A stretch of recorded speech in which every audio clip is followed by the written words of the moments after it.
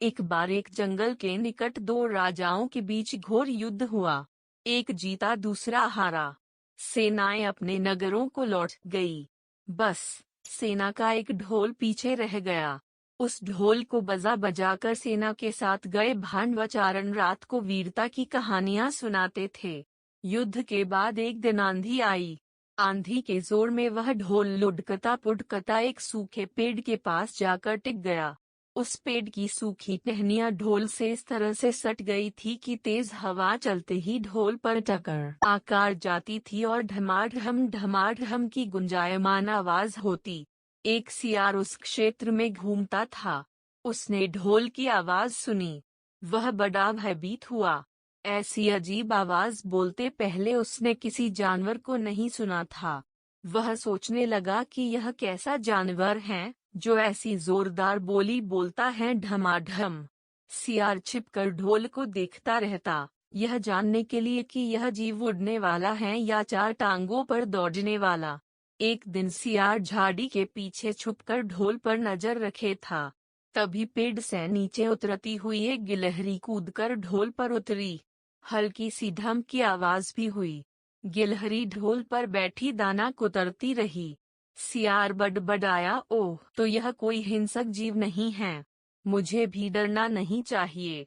सियार फूंक फूंक कर कदम रखता ढोल के निकट गया। उसे सूंघा। ढोल का उसे न कहीं सिर नजर आया और न पैर। तभी हवा के झोंके से टहनियां ढोल से टकराईं। ढम की आवाज हुई और सियार उछलकर पीछे जा गिरा। अब समझ आया। सियार उड़ने की कोशिश करता हुआ बोला, यह तो बाहर का खोल है। जीव इस खोल के अंदर है। आवाज बता रही है कि जो कोई जीव इस खोल के भीतर रहता है वह मोटा ताजा होना चाहिए, चर्बी से भरा शरीर। तभी ये ढमीक उस ढम की जोरदार बोली बोलता है। अपनी मांद में घुसते ही सियार बोला, ओ सियारी, दावत खाने के लिए तैयार हो जा। एक मोटे ताजे शिकार का पता लगाकर आया हूँ। सियारी पूछने लगी, तुम उसे मारकर क्यों नहीं लाए? सियार ने उसे झिड़की दी, क्योंकि मैं तेरी तरह मूर्ख नहीं हूँ। वह एक खोल के भीतर छिपा बैठा है। खोल ऐसा है कि उसमें दो तरफ सूखी चमड़ी के दरवाजे हैं। मैं एक तरफ से हाथ डाल उसे पकड़ने की कोशिश करता तो वह दूसरे दरवाजे से न भाग जाता। चांद निकलने पर दोनों ढोल की ओर गए। जब वह निकट पहुंच ही रहे थे कि फिर हवा से टहनियां ढोल पर टकराईं और ढम की आवाज निकली। सियार सियारी के कान में बोला, सुनी उसकी आवाज?